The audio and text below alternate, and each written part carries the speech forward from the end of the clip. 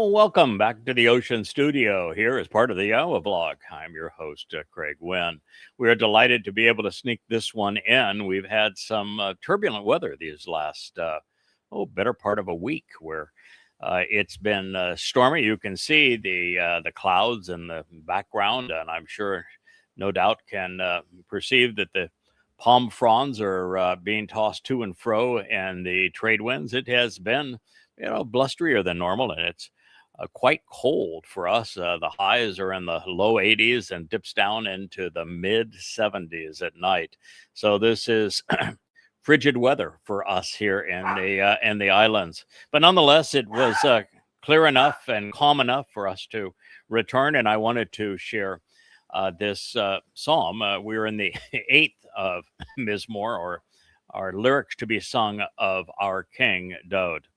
And this begins with Yahweh's name. It begins Yahweh. And that is the proper pronunciation of the name of God as directed by his Torah, his teaching regarding our Haya existence and even our Shalom restoration. By those words, Eloah, Torah, Haya, and Shalom. Every letter in Yahweh's name is easily pronounced. It is Yahowah. Simple, not complicated. Certainly not something that should be controversial. The fact is that Jews and then Christians and Muslims simply erased God's name. It's well known. It's presented some 7,000 times in his Torah, prophets, and Psalms. He claims that he has but one name. I believe him. When he says, I have one name, that's the one name I want to always be known and remembered by, I think he's telling us the truth. And when he says that his name is based upon the verb Haya, then I think we should know what it means, since Haya means I was, I am, and I always will be. And when he introduced his name, he also conveyed it with my favorite of all Hebrew words, the Hebrew word that began my understanding of who Yahweh is, the very word that led me to become the first person to restore the dignity of Yahweh's name. It is Asher. And come to find out that it's the very term, Asherah, that Yahweh would ascribe to my beloved bride, Leah. It means blessed and beneficial. So Yahweh, Edom, our upright pillar and firm foundation. Now, when we're considering this word, Edom, it is typically rendered as Adon, and then as Adonai by the rabbinical type. And that is because they don't want to ever say Yahweh's name. They just want to call him my Lord. And Adon would convey the idea of Lord. And it,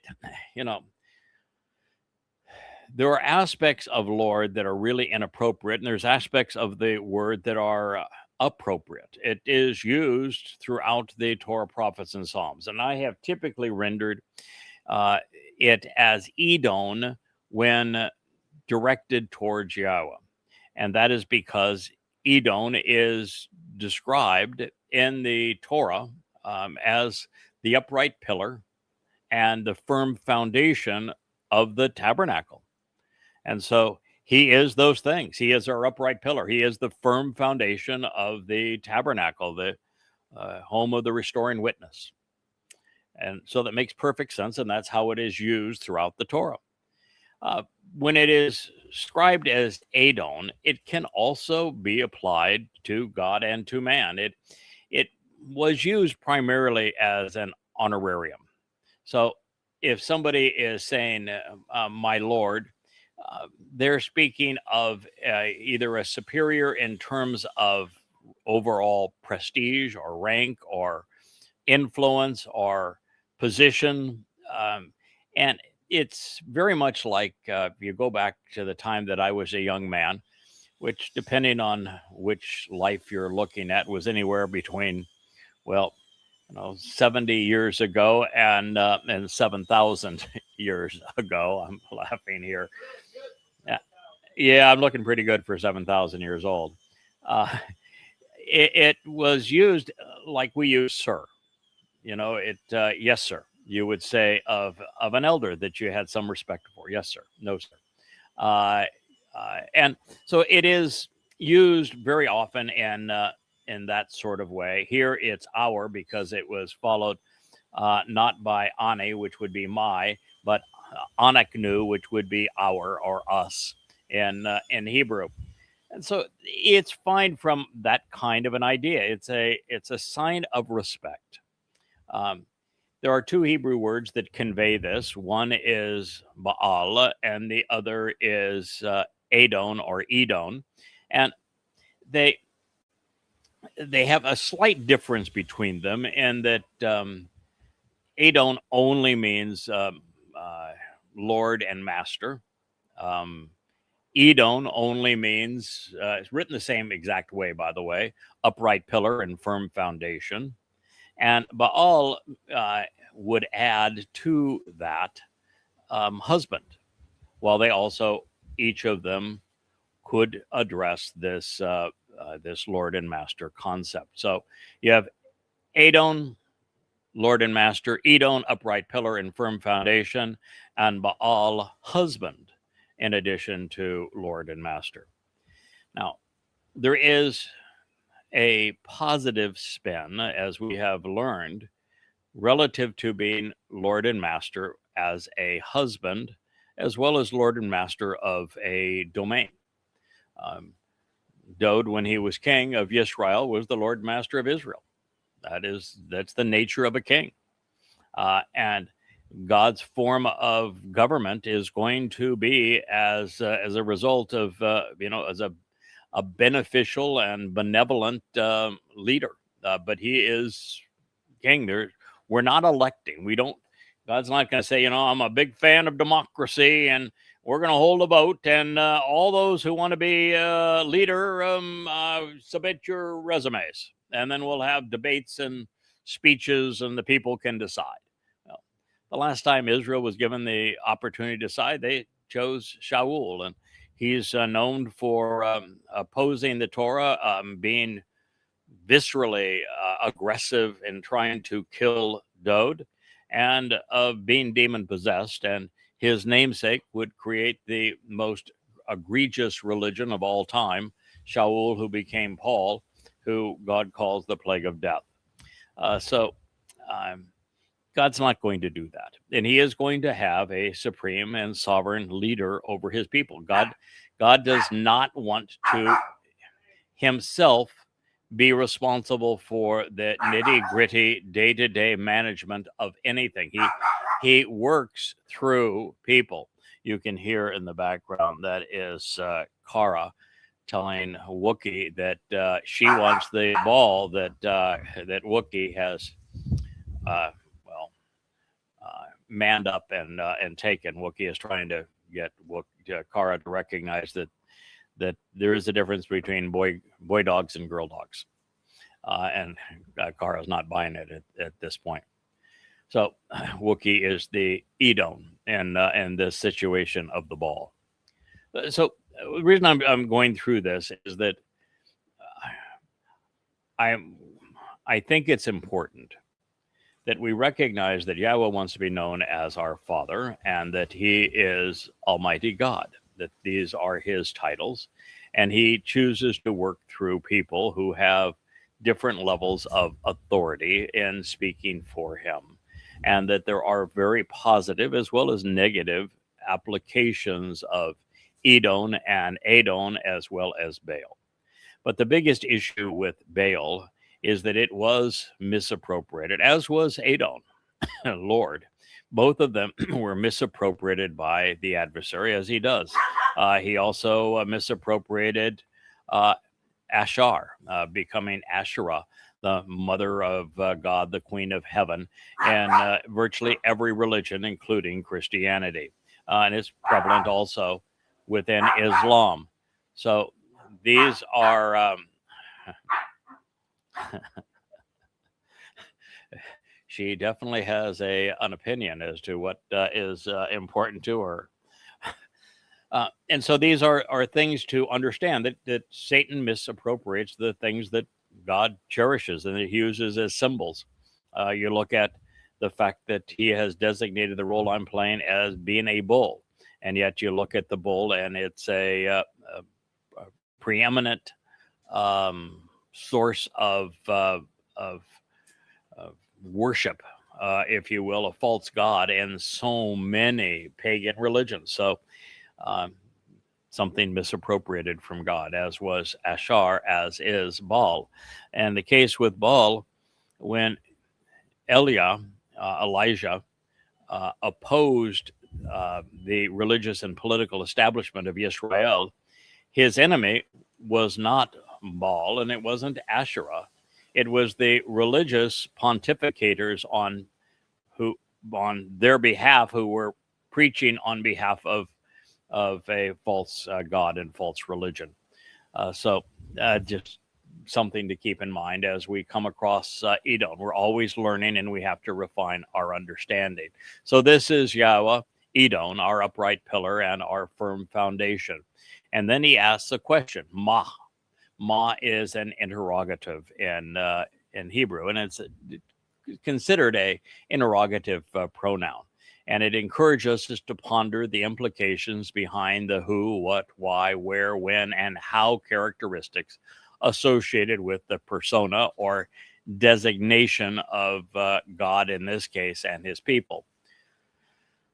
So who is awesomely magnificent, Adir, powerful and majestic, superior. How superior, how magnificent, in what ways is your name? So we've been told Yahweh is God's name, that he is the foundation and the upright pillar of our lives, and that according to his beloved Son, his name is Adir, awesomely magnificent, powerful and majestic, superior and splendid, stately and sovereign, noble and beautiful, desirable and grand, suitable and powerful, recognizable and deserving our respect. So, why did rabbis erase it? Why won't they say it? Why doesn't it appear in their Talmud or in their Zohar? If the New Testament is from God, which it isn't, why isn't God's glorious name appear anywhere in it? If you don't know the answers to those questions, then you're a really lost soul. You are one of those beguiled by religion. And he says, he concludes this in the entirety of the material realm and in the land. So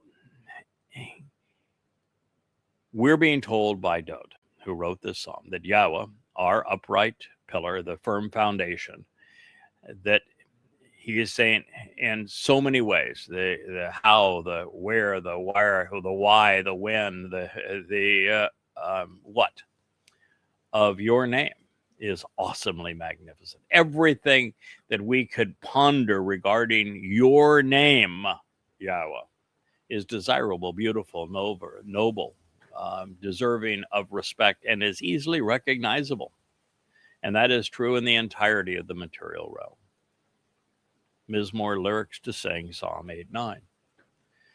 So this is not only the first step towards knowing who we are and why we are here, where we are going and how we're going to get from here to there.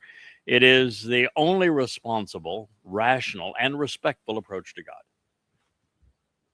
If you do not know his name, if you do not use his name, if you do not celebrate his Shem, then I can tell you for certain, you do not know him and he does not know you.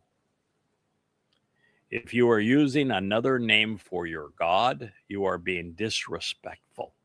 You're being annoying to the one true God, and you're wasting your soul. So thanks to Dowd, we continue to learn and grow in our relationship with Yahweh. to the enduring guide and everlasting director, based upon the Yetheth, the winepress. There is a Mizmowr, melody and lyrics by Dowd the Beloved. So what I'm doing now is, for your edification, I'm going to go through the entirety of the 8th Mashal as a review, because we started it probably some weeks ago. And it is from Dowd, who is the beloved. It is about the winepress. Now, the winepress is not just something that he thought he would throw in and say, well, you know, that's symbolic of something or other. And in his case, we know that before he wrote this Mizmowr, he had a problem with a little too much wine. That's what got him into trouble. But it's the winepress that also resolved that problem. There is a man known to Dowd that emerged from the winepress earlier in his life, in fact, at the transition point in his life, and that will come again, emerge from that winepress to restore his people unto him.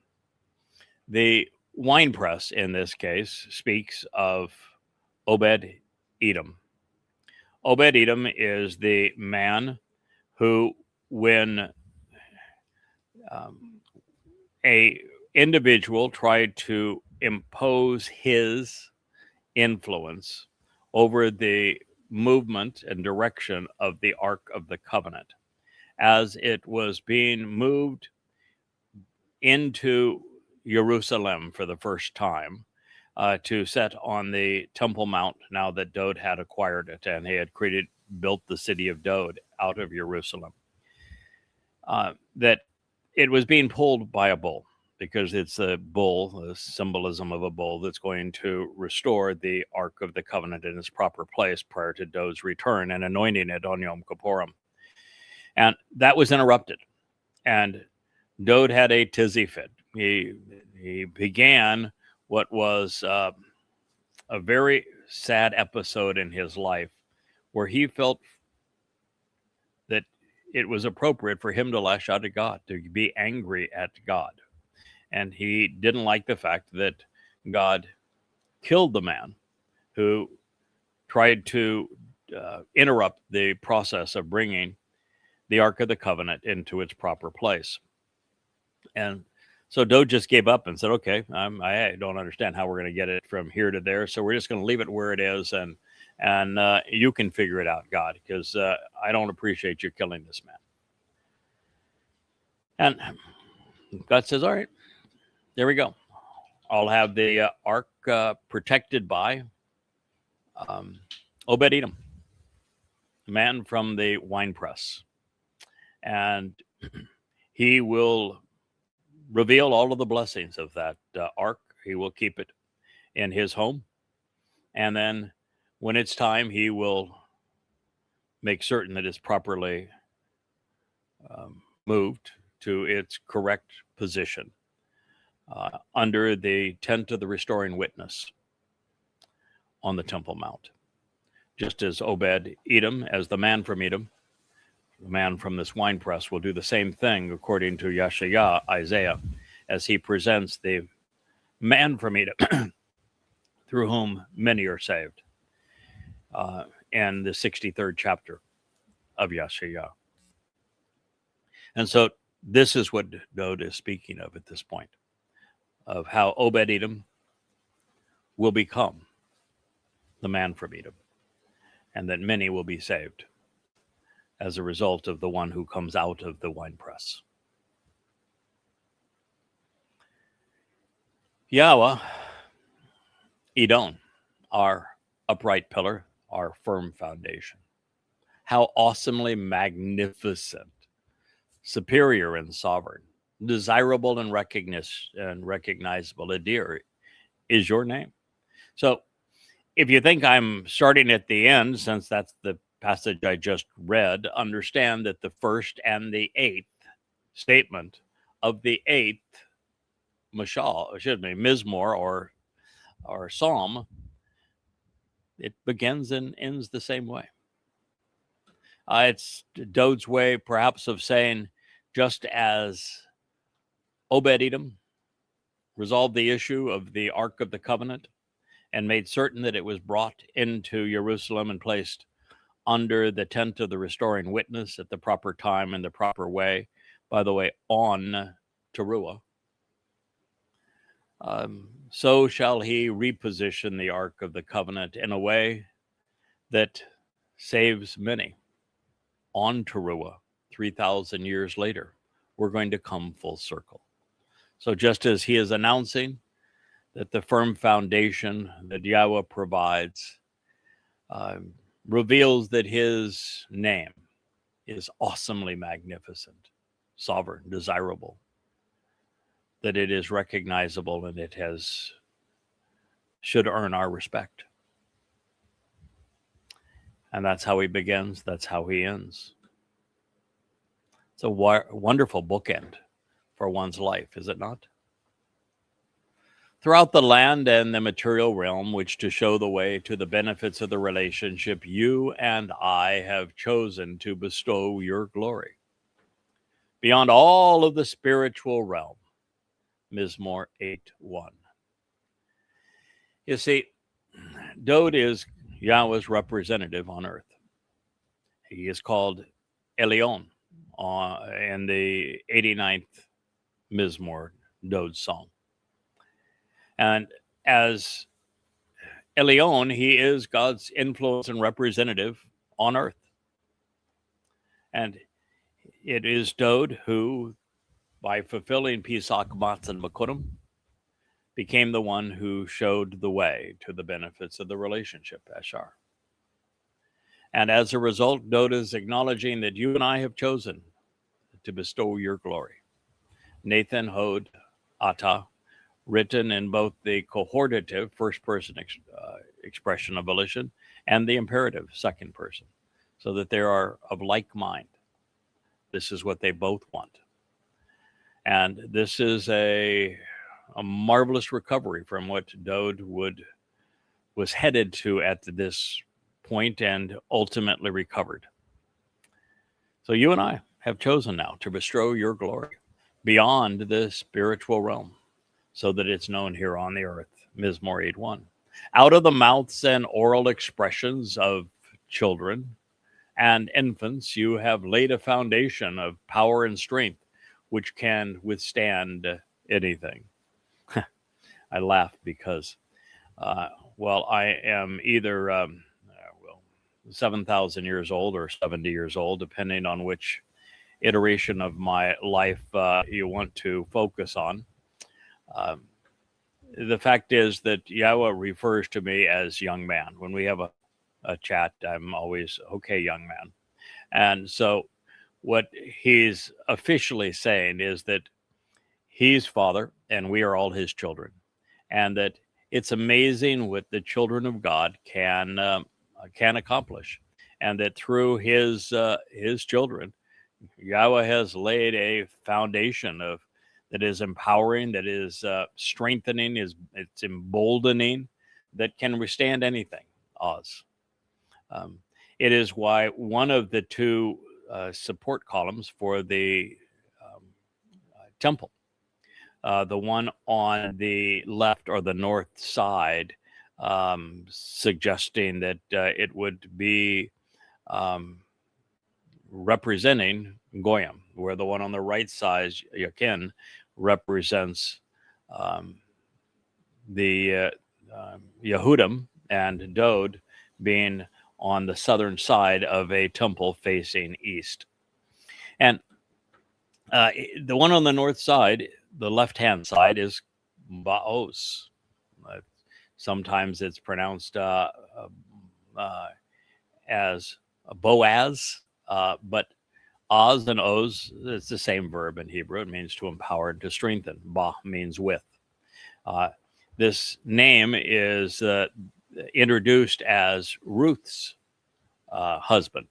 He is the Baal of Ruth, who is the ultimate shepherdess, who announces to him that she's symbolic of the Amah, this productive mother.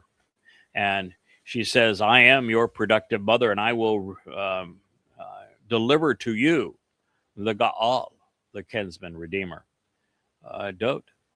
And so all of this blends together to have an understanding of how the foundation of power and strength, which can withstand anything, Oz is also conveyed in Boaz and related to the story of Ruth and the very husband of the Amah, who we later learn is also Leah.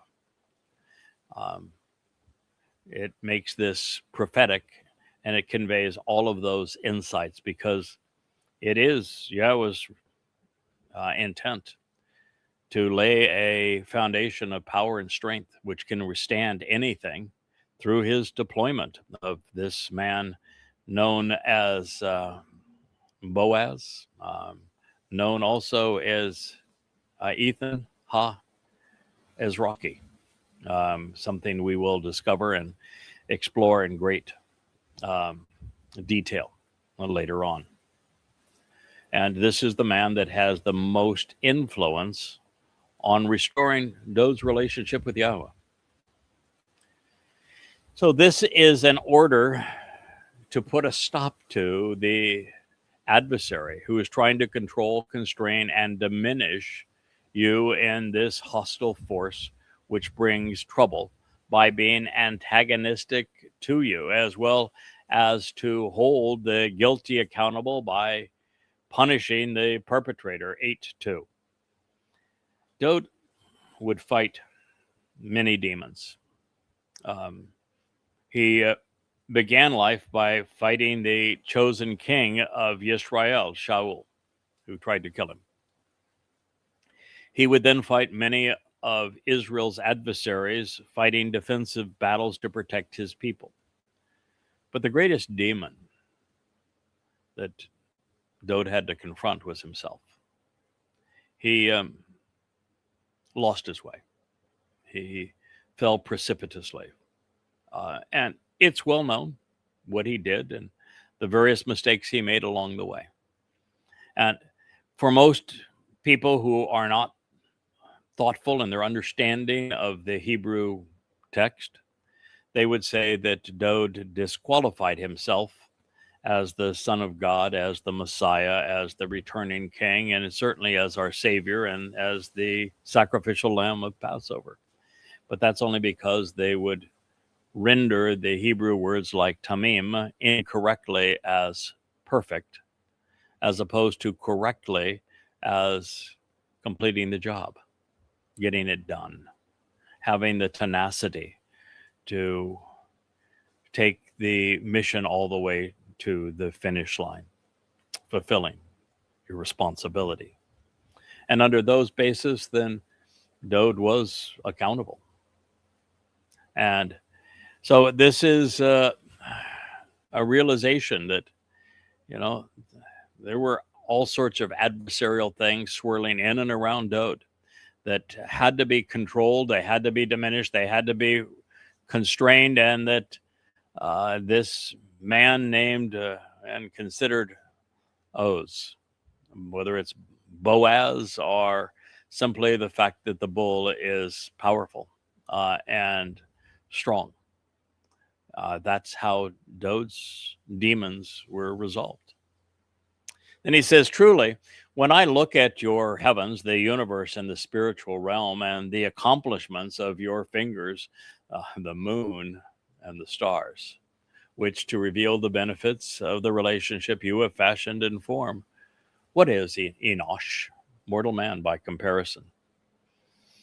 Well, the fact is that Dowd by this time had become aware that there were two luminaries, both great from God's perspective, and that they would shine most brightly in fulfilling and announcing the fulfillment of the Mow'edim. They were signs of the Mow'edim, which are the restoring witnesses to the eternal testimony. They began in the spring with Pesach, Matzah, and Bakorim, which were fulfilled by this man, Dowd. and year 4000 Yah in 33 CE, just as the fourth day of creation details. And that his achievements, his accolades, his very reputation would be reflected and restored by the moon, the lesser luminary, during the time of darkness. And so he's saying, so what is and who is this mortal man? And so again, it's prophetic. It's a teaching moment. It brings all of these insights together so that we realize that the stars are speak of the luminaries, and the moon is the one that reflected Dowd's light and the one who resolved his problem at this time. And it says, you are mindful of him and the very Son of Man, that surely you take stock of him and relate to him. 8:4. And this is something that I have been studying here in the evenings after the show. Yes, I only work a 90-hour a week, and that means I'm only working half time, because that means I'm working 13 hours a day as a 90-hour work week. And so that means I'm working half time. It's a half-time job. But the other half time, besides sleeping and eating, I'm studying a variety of subjects that I find interesting. And one of them has to do with the unique nature of our planet and who we are on it. And when I returned to the conditions, the story of Eden, the Garden of Eden, and learned that it was Yahweh who caused the fall of man, and learned why he had done so, and where man had failed in the garden, and then came to appreciate that we're being taken back to the garden. Just like the psalm comes full circle, we're coming full circle. We were given the opportunity to excel in the garden and failed. And we're being brought back to the garden after 6,000 years of being outside of it to be given the chance to succeed. And there are three things essentially that God wants: us to be observant, to us to be responsive, and us to be reliable. And this is how God would take stock of man. This is what he is expecting from man. So as I looked at the garden, Gan means protective and enclosed environment that's suitable for life. And when Yahweh was returning the entire earth to the conditions of Gan, I began to perceive the earth as a sheltered and enclosed garden, conducive to life, that was protected. And in that regard, I was besieged immediately thereafter as I surveyed YouTube, which is kind of my way of winding down at the end of the day. All of these programs that were on how uniquely tuned the earth is for life. Some of them would say, by comparison to the earth, Mars, for example, and the moon are both hideously toxic. Humankind can't live in either place for any length of time. And they went through the uniquenesses of earth. And they would do 2 and 3 hours on all of the things that had to be perfectly positioned, sized, and everything for life to exist on this planet. And then they go through the exceeding unlikelihood of intelligent life. And then they'll go and they'll analyze the universe and say that when you consider how many unique things have to be right for a planet to be conducive to life, it is almost certain that there is no life on any other planet. And we realize just how unique this place is, that it is a place conducive to life. And that's what we're given this final opportunity to get our act together so that Yahweh can take us off of this planet and explore the rest of the universe, where we're likely to conceive life with him in new places. So when you think of it that way, what you come to realize is what Dowd is saying here, that man really is in the center of the universe. as is this planet. In fact, the universe is equally distant all around us. We are in the center of the universe. We are the one place where life was conceived, where it thrives. We're in the one place where we're being given a second chance to demonstrate to our Creator that we can be trusted by Him, that we're interesting, that we're good explorers, that we're observant, that we're responsive, and that we're reliable. That's why this says Zakrahu. And Zakrahu doesn't just mean that you are mindful of Him. It means in particular that you remember, you celebrate the most memorable of men. You celebrate the very Son of Man, such that you take stock in Him. You relate to Him. When you understand God's whole story from beginning to end, that is a very powerful, very profound thought. Therefore, you have made Him somewhat diminished, withholding something from God. And yet, you have surrounded and enveloped Him with honor and respect, and with an abundance of riches, with a powerful presence and a glorious reward, along with the most appealing attributes, valuable qualities, and useful attitudes. 8:5. Do you know what he means by all of this? I do. God is 7-dimensional.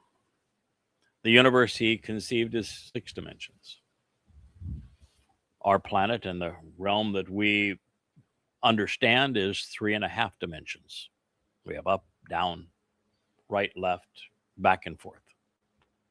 And we can maneuver in those 3 dimensions in the ordinary flow of time.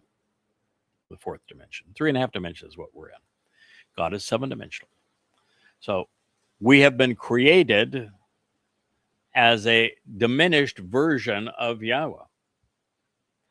And God's not going to enhance us, empower us, enable us, and increase our dimensionality from 3.5 to 4, 5, 6, and 7 until He knows that He can trust us. And He can't trust us until there are enough of us who relate to Him, who are observant, who closely examine and carefully consider the information He has provided for us to understand, who then respond to Him and contribute to the relationship.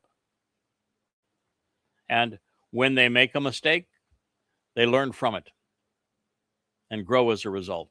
When they trip and fall, they get back up and get going, therefore demonstrating that they are dependable.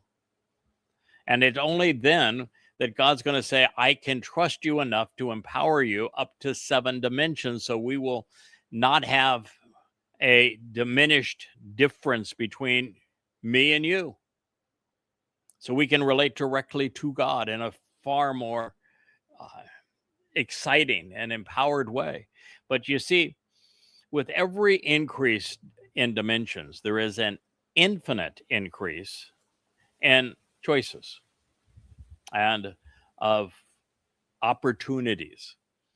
And we just can't be trusted currently with following God's instructions regarding how to capitalize upon and do no harm in, and yet enjoy being elevated past our current 3-dimensional realm. And our brains don't process typically things that are infinite. In fact, we can't. But I just want you to have some appreciation for the fact that with each increase in dimensionality, for example, in time, time exists as a photon of light, and therefore all time can exist simultaneously. You can witness the past, you can witness the future, and you can travel throughout this universe great distances in no time. So it's a marvelous kind of thing. And light energy is E equals mc squared. It's the square of the speed of light times matter that is equivalent to energy. So we're being empowered. God is enabling us, enriching us, so that we're more like him through this process. So we are going to be surrounded ultimately by honor and respect, with an abundance of riches, with a powerful presence, a glorious reward when our physical bodies are transformed and the carrier of our soul becomes radiant energy and light as opposed to this physical being. And the combination of our soul that has unique attributes and qualities and attitudes, and our nesama that is the carrier of our rational thought, that all of this gives humanity this most appealing possibility of valuable qualities and useful attitudes and aptitudes. Pretty heady stuff so far, isn't it? This is revelation for graduate school level, if you will.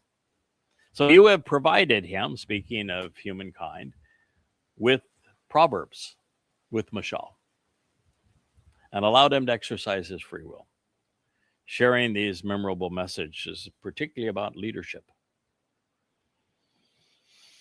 I pause here because I have discovered over these past few days who actually wrote the mashal, what their purpose is, what they're about, but actually who authored them. And so this message now rings far more powerfully, particularly as it comes from Dowd. Because in the other studio, we're examining Dowd's lowest possible moment. And we know that he recovered from that. We know from the final word picture, the final mashal, that he had a visit from the Amah, the productive mother, who is Asherah, the most beneficial and blessed of all women. And that he sobered up as a result of that, but that there was another visit. And the evidence of that visit turns out to be the most glorious of all songs, the 89th Mizmowr. And that's what was delivered to Dowd by the one who is credited for writing 30 of the 31 mashal. And so by Dowd conveying all of these very profound thoughts about who we are, who Yahweh is, and how we bridge the gap between them, between he and us, the person who provided the memorable messages, the proverbs that allowed him to express himself this way and lead in this manner, is the very person who co-authored the 89th Mizmowr with Yahweh and delivered it to Dowd. So in these words, if I had read this a week ago, I wouldn't have seen that. Reading it now, I know. And we'll get to a point where you're going to know what I know as we continue to progress with all of this. And so this means you have provided him with proverbs and allowed him to exercise his free will, by sharing these memorable messages with him, by revealing the mashal to him, all accompanied by the accomplishments of your hands. In other words, it was the hand of God that provided the mashal to Dowd to teach him what he had missed, so that he could become the man we know him to be. And it says, you have placed everything under his feet, so that he might stand. His stance might be righteous. Mizmowr 8:6. You read these things and you realize just how far we have come. I'm sharing this with you as the first volume of Coming Home. Here it is in its new look, and in this, you can see I'm going through the Mizmowr and sharing them with you. The 10th chapter of Volume 1 is where I present the 89th Mizmowr, Dowd's song, for the first time. And I have recap every other time that I've referenced it throughout the Yada Yahowah series, which is very frequently. And my friends, we're going to return to it, particularly after we come to know who co-authored it with Yahweh and what the purpose of it actually is. But as I shared it here, I didn't know 6 years ago when I wrote this for the first time. 6 years ago, I didn't know 1% of what I know now. And 6 years ago, when I wrote the first volume of Coming Home, I had already invested 18 years of 12 to 14 hour days, 6 to 7 days a week, and translating Yahweh's testimony and coming to know him. But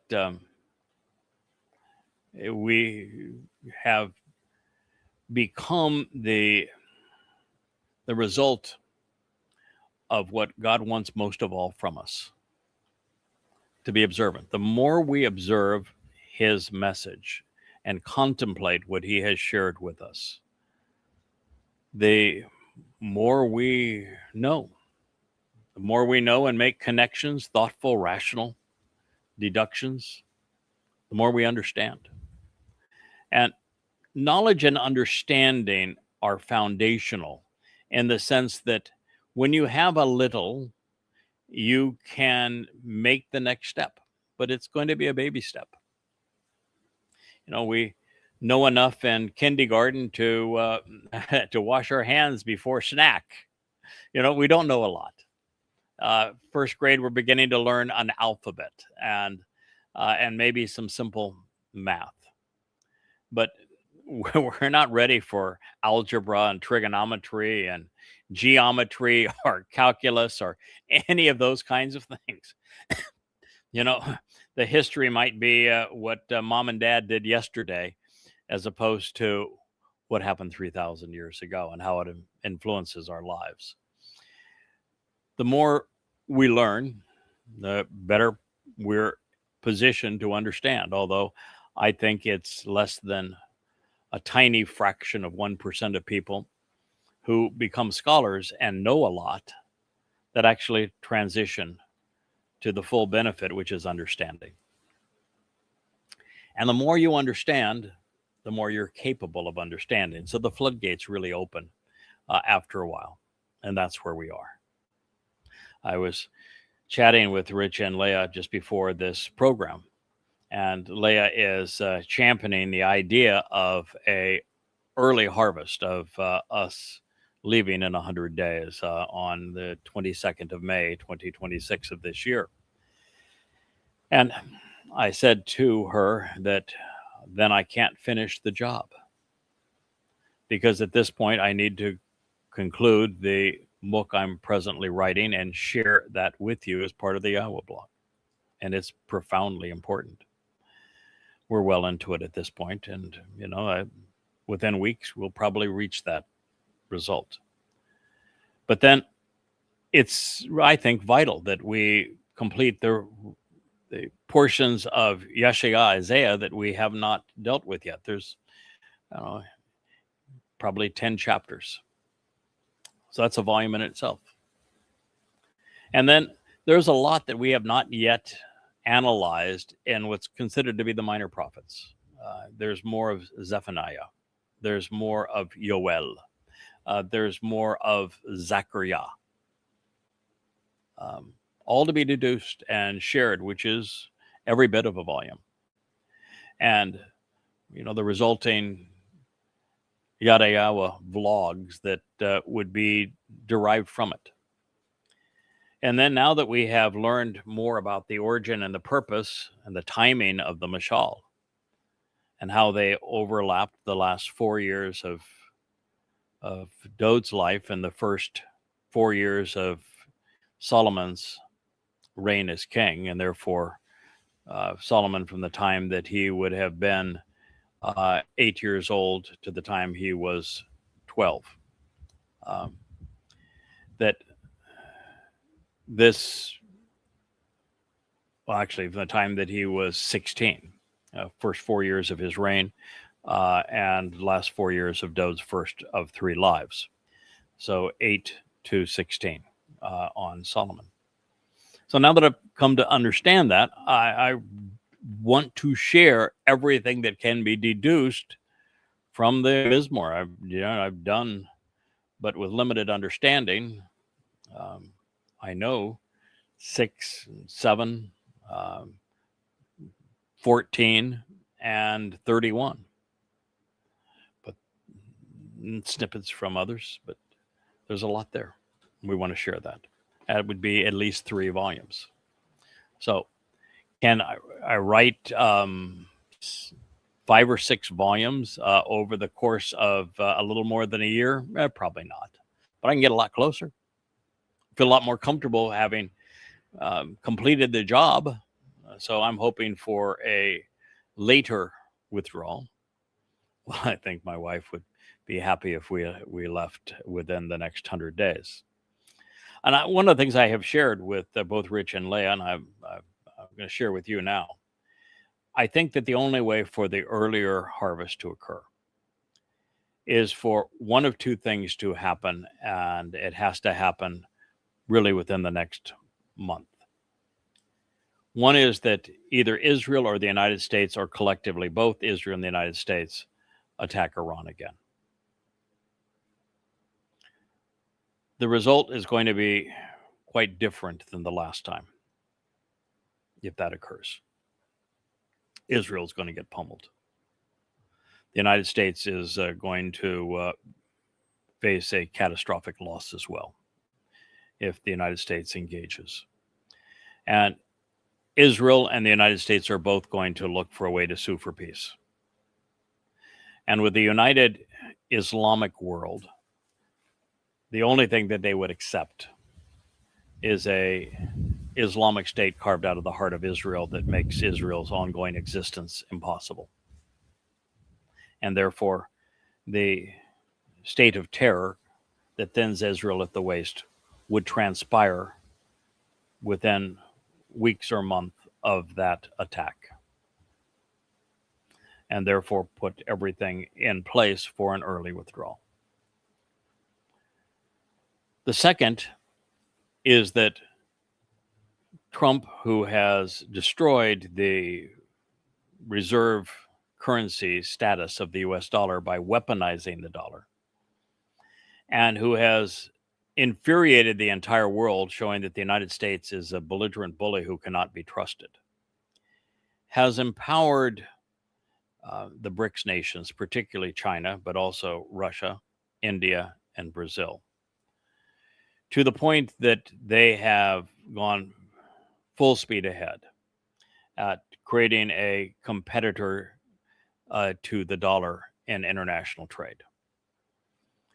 And it's gained so much steam that the dollar has gone from about 99% of all international trade down to below 60% just recently. And the U.S. debt can no longer be funded. The only way to create the illusion of solvency is by printing boatloads of money through quantitative easing, destroying the value of the currency and making it even less desirable for anyone to actually buy a bond.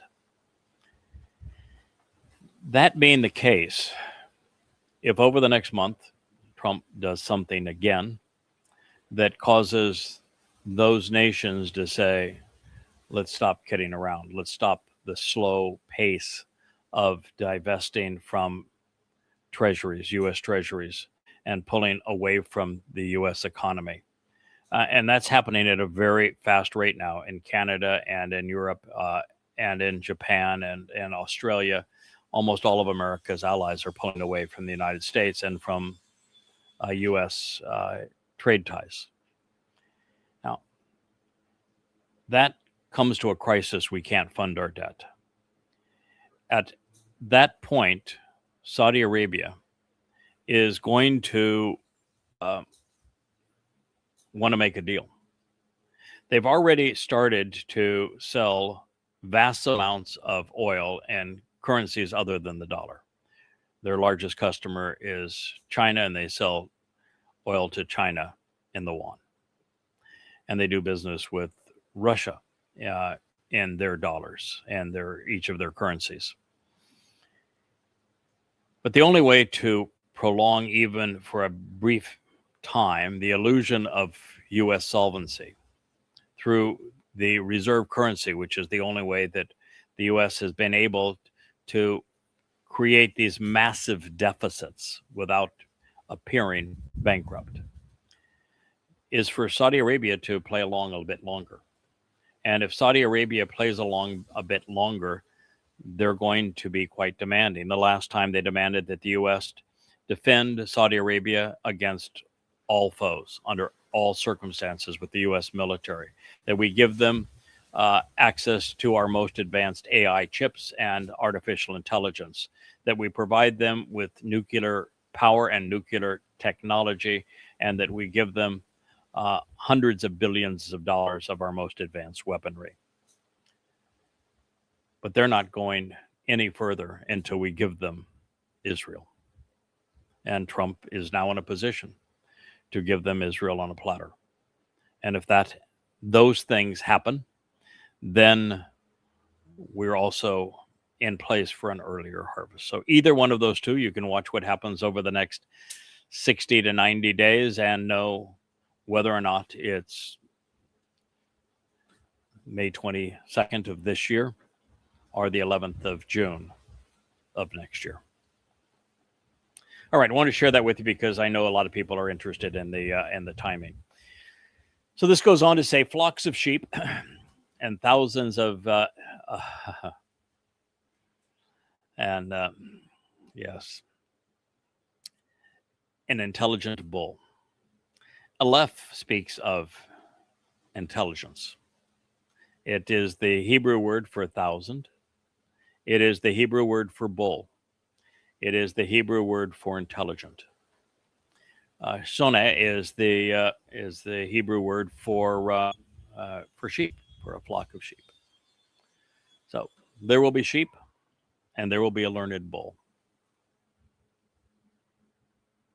and they will work together along with the wild animals that are in the open realm, the beasts, if you will. The birds of the sky, the fish of the sea. In fact, fish of the sea is really correctly translated that it is that which creates enrichment and empowerment from the sea. And the Shipur would be that which flies. So this is the lambs and the most intelligent of bulls.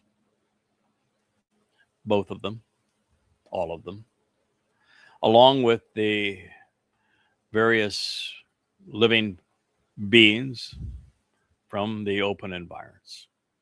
That which can fly and that which is empowering and enriching from the sea are all extended by way of the sea, by way of a goyim. Mizmowr 8:8. Yes, indeed, that's quite insightful. God's going to make all of this happen through his lamb on Passover, through the bull on Teruah, and there will be many living beneficiaries who will be brought from the opens and environs, and that as a result, some will fly and others will be dramatically increased all as a result of what Yahweh has extended from the sea. And Abar also means by way of Passover and by reaching out and taking us to the other side. So that was 8:8. Yahweh, Edom, our upright pillar and firm foundation. How awesomely magnificent, beautiful, and desirable, recognizable, and deserving of respect is your name in the entirety of the material realm and of the land. Mizmowr 8:9. Beautiful, isn't it? Tells us exactly what we need to know. And so with that, I'm thinking maybe it's best that we postponed the next Mizmowr, which is beautiful. It's the 9th. It will be the final Mizmowr in the last chapter of this volume. And we'll save it to our next program here from our ocean studio. We have survived. We haven't been rained on. We haven't been blown out. It's getting a little bit more stormy out there. So I'm just so delighted we were able to get this program in. And we'll return to this and cover the Mizmowr 9 in our next episode here from the ocean studio.